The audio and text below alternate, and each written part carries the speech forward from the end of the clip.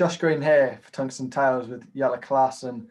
Jelle, it's been a while since we've seen you. I mean, you've just told me off camera you've been practicing, you're feeling good. So despite all the lockdown and everything, you've been feeling good and playing plenty of darts.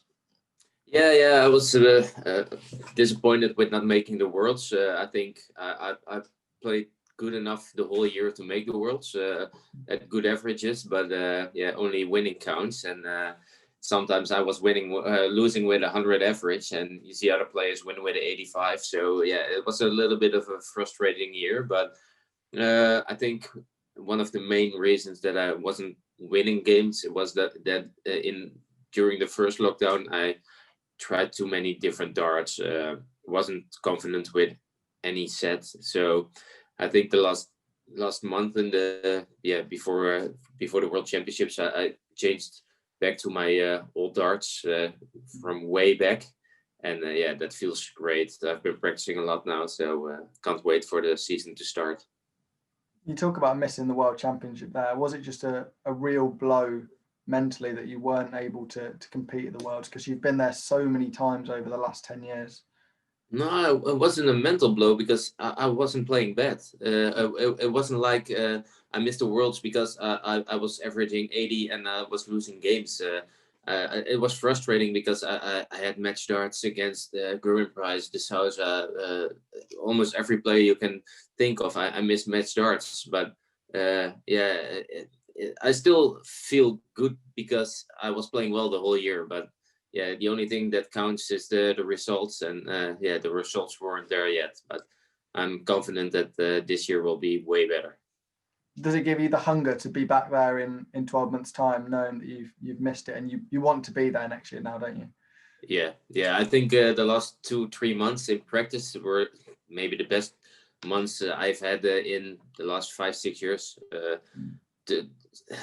I changed to different darts 10-15 years ago, just because I wanted to try something different, and I had some good years, I had terrible years, but to be back playing with the similar darts to when I won Lakeside, the feeling with those darts, it's I don't have to think about it. They just sit in the hand so easily, and for me it's all about not thinking. And sometimes if I have a dart that looks good, I have to think too much and they don't land in the board the way I want. And these darts, they feel perfect.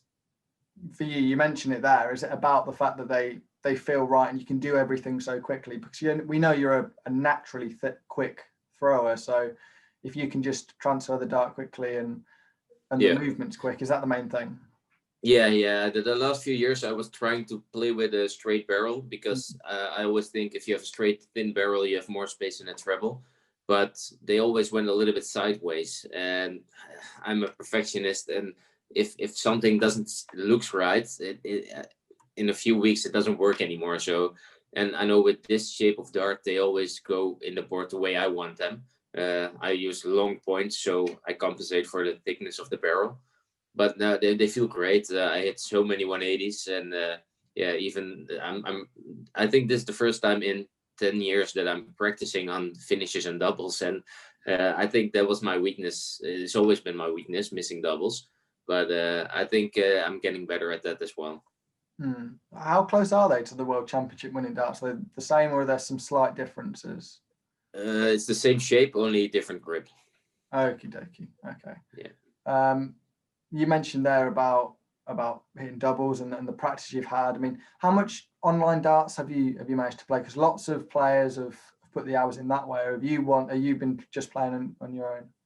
No, I've got the Scolia system at home, so it's I can practice, and the computer does everything they count, and you can play against a robot, so you can the highest level, and you can play against someone who's playing above 100 average all the time. So that's a good practice. I practice sometimes with Mike the Decker. Mm-hmm. So I think always practicing on your own isn't that good, because you don't have the rhythm of a game, because you stand too quickly at the hockey. And if you have to play a game, especially for someone like me who's playing fast, then if you play a real game, then you have to wait so long and you get distracted. So Even when I'm practicing alone, I wait in between throws because otherwise the rhythm is not almost the same as in a match. Yeah. We mentioned earlier you haven't seen too much TV experience in the last 12 months. How much do you miss the buzz of the crowd and everything that comes with a TV game? I think for me it would have been great playing a lot of TV matches last year because there was no crowd. I love the crowd, but I'm a player who gets distracted pretty easily. So I think if there's no crowd, maybe it would suit me better. But now we'll see. Maybe this year, hopefully, I think the first tournament that I'm playing is the UK Open. If they haven't released anything of a calendar, so. The only thing I know is the UK Open is probably 5th of March, something like that. Yeah. So yeah, we'll see if there's no crowd there, and yeah, maybe I love it. But to be fair, I always like playing in the UK Open, so I can't wait to get there. Is it a bit frustrating not knowing when the tournaments are and not quite knowing what you're practicing for at the moment? Yeah. I think the most difficult part is now you're practicing and you don't know when it's gonna start. So you don't have a goal. And as soon as the PDC says in 3 weeks' time we have the first 5 Pro Tours, you're gonna focus on those tournaments, and then the practice becomes really focused. You said obviously the results of the averages and the game's been there, but the results maybe haven't. Can you see 2021 as a little bit of a fresh page? And if you get the results on the bread and butter, the Pro Tours and the European Tours, then the chance to qualify for majors is still there, isn't it? Yeah. I know what I can do. I've been top 10 in the world, so I know I can play well, but haven't been consistent the last few years. A lot of problems with my wrist a few years ago, so I know the reasons behind my drop in the rankings. But I went from number 48 to number 7 in 2 years' time, so I know I can do it. And to be fair, the feeling I have with these darts and with the confidence I have now, I think this year I will climb in the ranking. I have to climb in the rankings because I don't want to play Q-School next year. So no, my goal is to climb in the rankings this year and hopefully play a few TV tournaments along the way. But yeah, I feel good. I feel confident, so I know I can do it. Are those injury problems? Are they all behind you now? No injury problems now? Yeah. I just can't practice as much as I used to. Before the injury, I practiced maybe 6-7 days a week, 6, 7, 8 hours a day, and that was too much. That's what caused the injury, and I know now how to control it. So no more problems with the wrist. You mentioned Q-School there. I'm sure it's not something you'll be looking towards in the next year, but there's so many names and so many Dutchmen competing this year in Q-School. I'm not sure how much you've looked at it or anybody that that's there. Are there any names you can pick out? No, I haven't looked at the list of all the Dutch players playing. I know a few of them, but yeah, it's going to be difficult for everyone because you have to play the best games in those 3-4 days of the year. So it's just a lottery. Who's got the best day will win the tour card, and those doesn't have to be the best players. You just have to have the best day. I think for Raymond it's going to be tough because everybody wants to beat Raymond, and even though he practiced maybe a lot last year, he never had real matches. So it's going to be different for him to play under that pressure again. So yeah, it's going to be interesting to see who's going to qualify. Do you think with Raymond as well, do you think everybody will be going into Q-School thinking, I've got a chance to beat Raymond van Barneveld here? And that makes it obviously a lot harder for him. Yeah.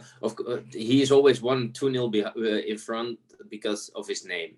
Every player who plays Q-School for the first time and they play against Raymond, they're already 2-0 behind mentally because I have to play Raymond. But I think everybody will think I've got a good chance because he hasn't played an official match in a year. His confidence is probably not that high. So I think if you can put him under pressure from the first dart, everybody got a shot against him. Yeah, I agree with you there. And just for yourself, I mean, what are your goals in 2021? Where do you want to be in a year's time, Jelle? I want to make the Worlds. That's my biggest priority. I think if I make the Worlds, I will stay in the top 64. So that's my main goal. But no, I want to be hopefully at the end of the year, top 32, but that's going to be tough. You have to be realistic. My first goal is to move 10 spots up in the ranking, and we'll see from there. I know I'm playing well, but I have to show it now. Brilliant. Well, thank you very much for your time, Jelle, and we look forward to seeing you. No problem. Thank you.